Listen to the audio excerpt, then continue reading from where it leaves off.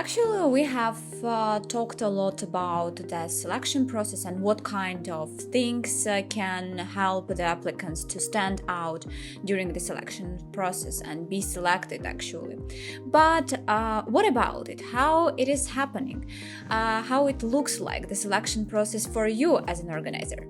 The selection process we developed in a way to become or to be as fair as possible and as easy as it possible. I forgot to mention also about application process, a couple words that our application process, it's actually done in a very easy way for applicants that's easy and enjoyable to fill out. Maybe I will compare with other scholarship programs, with other exchange semesters, where you need to write a big motivation letter, you need to provide a lot of documents, you need to upload some certificates, language certificate, right? I think many of our listeners went through such things, and they know how long, how exhausting an application process can be. With IES program, in my opinion, we revolutionized it. What we did, all the applicant needed, first of all, to create an account on our Copernicus Berlin campus platform. Second, to apply for IES Scholarship Program. And third, to fill out the form, which is you will need approximately 15 minutes to complete all the application form. The application form also, we don't want to have a big motivation from you. All we need are 3 sentences with which you describe exactly what you want to do during the program, exactly goals you want to achieve during the program. So it's very simple from the application process, from the moment of filling it out. And one more thing you need during the application is CV. Also, what I would recommend to all applicants is to use our own CV builder. Copernicus Berlin has on its website a CV builder where you just putting all your information and then generate a PDF file. So after filling out all the information, the CV builder will put it in a correct order, will put it everything in a nice way, in a nice template, and then you have a nice generated CV that we kindly ask you to upload in the application process. And also you can use it for other programs, for other maybe internship application, job application. So it's very universal CV builder. So all our applicants need, and what we are proud of, our application process, the 15 minutes filling out application form and attaching what? Only one document, CV. We don't need that you attach your grade, not your transcript of records. We don't want that you attach anything like your passport. We don't want a language certificate. Many applicants asking us, do I need a language certificate? Which certificate do I need? No. No one needs to upload any certificate. And here comes exactly what I was saying about the criteria important. We want to see how honest you are. So we want to see how honest you can evaluate yourself. And here where we see the most interesting thing. When you are saying that in your application, you know English language, C1 level, and then you are coming to the interview, and we are having an interview with you, and you are not understanding questions that we are asking. So here we start already doubt on the entire application. Yeah, sure. It doesn't mean that if you have B1 level, you shouldn't apply. No, apply. Of course, apply. Your language doesn't play that role. You might underestimate yourself. And this is what also happens. Some experts will maybe criticize and say why your barriers are so low. Like for us, it's important that person applies even with B1 level language. So as one of the requirements is to have English or German at B1 level. And then you ask, is it possible to apply to study with B1 level? Yes, it's possible. When the motivation is there, it's possible. And what else we have seen throughout this 25 years of application process, that many scholarship holders, that many applicants, they underestimate themselves. We wanted that every applicant receives the sense of being valued. And then magic happens. Some people think that they know English B1 level, and when we interview them, it comes up that they know English actually B2 level. They are very confident or they are very well in their English competencies. The issue or the challenge was that they were underestimating themselves. But when they saw that the requirement is B1 level, they said, oh, nice, I match. And when they were applying, actually we had such case when such person was selected, and the person was saying, I couldn't imagine that I know English at this level, and that I had enough potential to be selected. So recommendation, never underestimate yourself, apply. And you don't know how it will go. And here we come to the selection process. During selection process, we try to understand the honesty of your application. First, your data will be evaluated by some independent jury. So there will be several juries that will independently evaluate your application. What is evaluating application? What does it mean? So some random people that are connected to Copernicus Berlin will evaluate an anonymized application form. So basically, in the application form will not be indicated neither your name, nor your surname, nor the country of your origin, and also not your gender. So basically, they see just an application where written only your motivation, your skills, and going through, they will try to evaluate your application. They will try to understand if it is correct, if you put honest information, if you have enough motivation, if application good enough to proceed to the next stage. So one application is evaluated by 3 independent, different juries. And in the end, we have an average grade. And with this average grade, decide the position of your application. And shortlisted candidates will be given a certain task to complete. After completing that task, it will be evaluated independently. And after that, other shortlisted candidates will be invited to the interview process. Okay, so in general, that means that it's not only enough to fulfill the application, but you need to correspond things that you have mentioned there, and you need to complete even the task to prove it. Okay, so actually that's really interesting point, and I think that it's kind of innovative way of selecting the applicants. I haven't heard about that before. You might think, or you might ask also about what kind of task we are giving. And I know many... That was going to be the next question, actually. I already predicted what you wanted to ask. And the task it's very interesting selection process. I would say it's one of maybe innovative methods that helps us to understand you better. Usually, as a task, I will explain what kind of tasks there. Stress on this moment. Yes, because also we receive a lot of emails.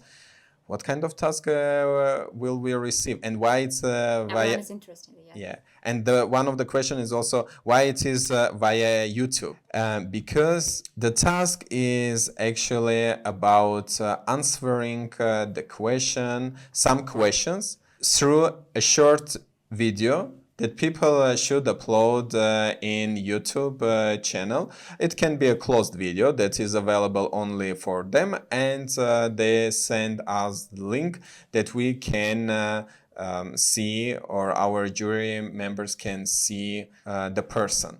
Because having interview with 300 or 400 shortlisted candidates, it's a tough job, and to make a decision for other candidates, it's important to gain an impression, because when you are evaluating an application, it's one thing, but seeing person in life is different thing. So we try to gain the first impression from the application, and then we want to see a person in a video where the person will need to answer our questions that we will send via email. So it's more about, it's not that task that you might think completing something. It's more about to see, and here comes very important key point and a secret of selection process. We want to see if you read email or if you read the text that we are writing to you. What does it mean? Because there we are giving some criteria where it should be. What kind of video do we want to see, to have from you? And what kind of questions we want that you answer? We exactly inform about the quality of the video. We mentioned that there shouldn't be any major effects. We mentioned that we want to see you in front of the camera and not some sightseeing from your hometown. We mention also the questions that we want to ask you, and we want to receive answers on them. And some people fail exactly here. They are not fully reading, and they are not trying to match to the criteria that we set. Instead of sending us 1 minute video, because for us it's important, and we are mentioning that your video should be, we give the exact length of the video, 1 minute, 1.5 or 2 minutes, whatever. And then we had many cases when video was, we said, please make the video 1 minute, and then we received 3 minutes long video. So what do you think? How big are chances of the person to go next? Of course, we are not saying it's not matching the criteria, finish. No, we're evaluating this video as well. However, it's already gives us also some impression. It's important to listen or to read carefully what we are writing and trying to understand it. That's interesting. Okay. So when the selection process is over and actually all the candidates that are going to receive the scholarship for that year are already selected, what is happening then? So can you describe a bit what usual Copernicus Berlin or IES semester looks like? Sure. So you receive an answer. Congratulations, you have been selected for the IES program. By the way, I would like to mention that we have another important innovative, maybe a solution or a feature that we offer now with IES program. Now you can come not just for 6 months. We give an opportunity to participate in IES program for 3 months, for 6 months, for 9 months, or 12 months. Yeah. So when you come to Berlin, after you have been selected, you received the email that you will come for 3 months or 6 months, you will receive some support and guide from our team. What does it mean?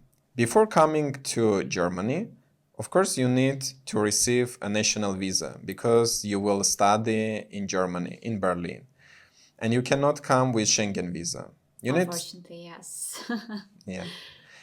You need to receive a national visa.